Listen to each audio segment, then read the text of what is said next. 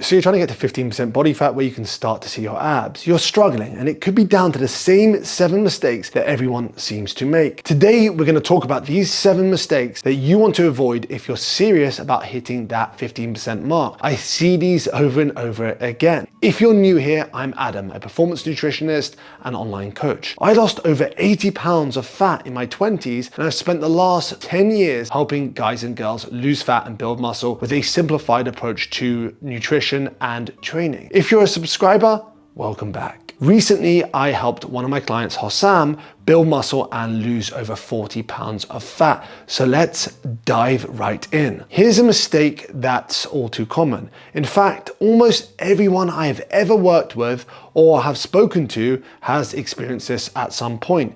The all or nothing mindset, which is even more common in high achievers. This approach can give you a substantial amount of weight loss to begin with, only to see the weight come back on as soon as something gets in the way. You miss a meal, skip a workout, have a bad day, and suddenly you're ready to give up. You tell yourself, well, I already messed up, so I might as well eat whatever I want and start over tomorrow. This is the same as never dating again just because you had one bad day. You would never meet someone. 1 or 2 bad meals or a missed workout does not ruin your entire progress. It's almost guaranteed that you'll experience slip-ups and setbacks.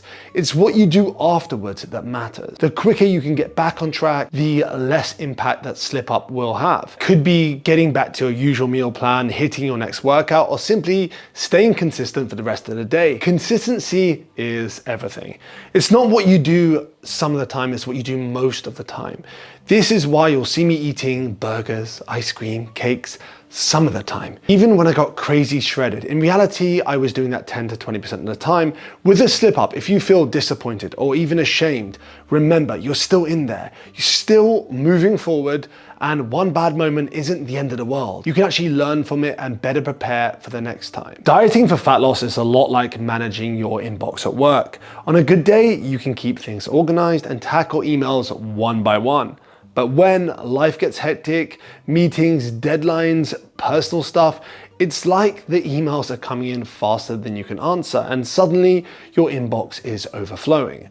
One wrong click and you're lost in a mess of unread messages. The key is not to panic, is to prioritize, handle what you can, and keep moving forward. It's not about getting everything perfect, but instead not letting the chaos overwhelm you. Stress is inevitable. We just need to make sure we get better at managing stress. Stress doesn't just affect your mood, it impacts your body's ability to lose fat. When you're stressed, your cortisol levels go up, and it becomes way harder to stick to your diet. You might even end up reaching for cookies, cakes, crisps, skipping workouts, or even sleeping poorly, all which make fat loss more difficult. So what can you focus on? Focus on managing your overall stress levels. That could mean doing some deep breathing at nighttime, some meditation, reading a book, going for a long walk, getting a massage, spending time with your friends, family, or just watching an episode of your favorite show in the evening without actually scrolling on your phone.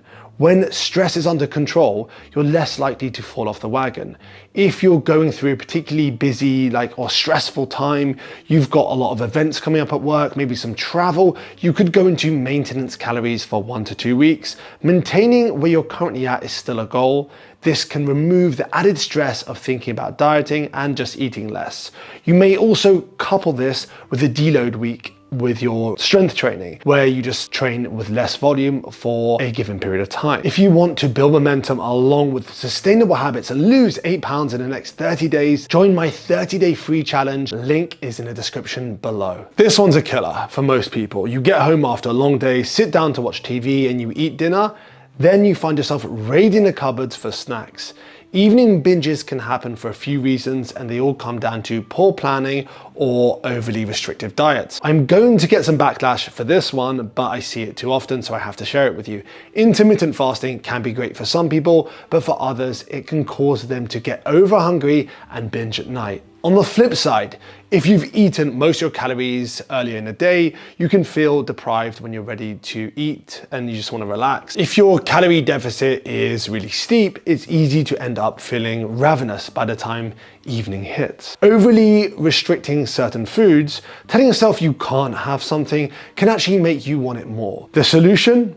Don't go too aggressive with your calorie cuts. Save some of your calories for a satisfying meal in the evening, and if you're hungry in the morning, eat a high protein breakfast. Do not ban your favorite foods entirely, allow them in moderation so you don't feel the need to binge when temptation strikes. Maybe even have some low calorie alternatives that you are well stocked up on or you make. You could also distract yourself if you're feeling hungry after dinner, go on a long walk, play a game, read a book, watch an episode of your favorite series. Some people think that dieting means you have to eat boring, bland foods all the time.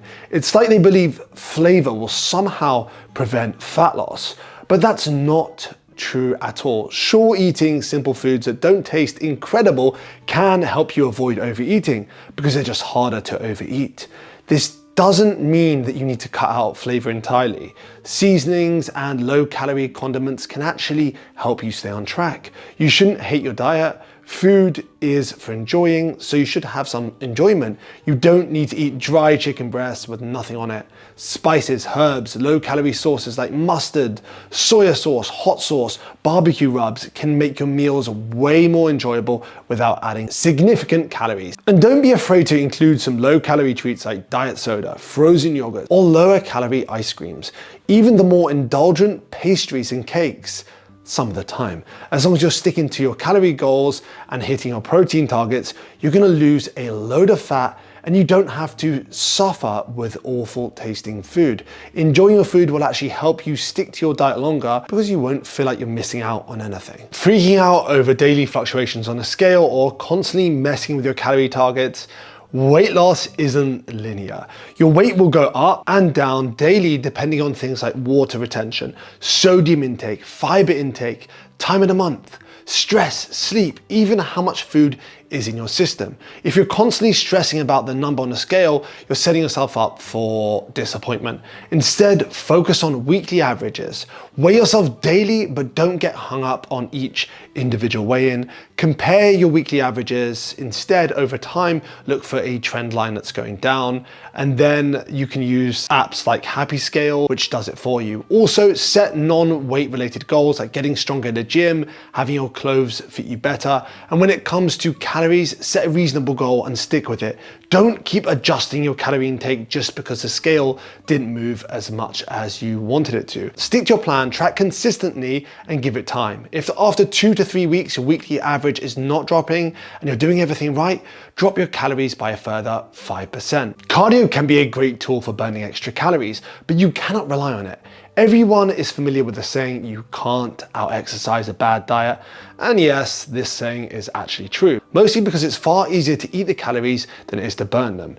Doing tons of cardio a day might help you burn extra calories, but it's going to leave you feeling tired, hungry, and probably more prone to overeating. Also, if you're spending hours on a treadmill or stair climber, that's a massive time commitment that most people cannot sustain in the long run. Your ability to recover from strength training sessions will also be impaired, which, as you might know from watching my content, this needs to be a priority if you want to look lean and muscular. Use cardio strategically, don't rely on it as your main fat loss method. Instead, focus on controlling your calorie intake and use cardio to supplement that. Sure, cardio will help, but you have to create a calorie deficit through nutrition and not through exercise. Hunger is a part of dieting. You will be hungry as you lose some fat, and yes, some people will be more hungry and others perhaps maybe a bit less.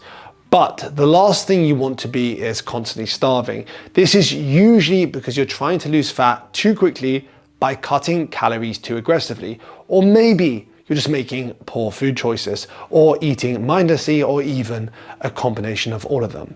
When hunger gets out of control, it becomes so much harder to stay on track. And that's when you're most likely to overeat and just fall off. The key to managing hunger is making smart food choices. Focus on high fiber, high protein foods that keep you full without loading up on calories. Vegetables, legumes, lean protein sources, whole grains, are very useful here. And if you find yourself eating out of boredom or while watching TV, it's time to rethink your environment and habits. Eat mindfully and you'll have a much easier time managing hunger. So that's all I wanted to cover for this video. I hope this video helps. And if you've got this far, I really appreciate that. So thank you very much. And if you enjoyed the video, hit that thumbs up. And if you're not already subscribed, consider clicking that subscribe button for future videos like this. Have the best day ever, and we'll talk soon.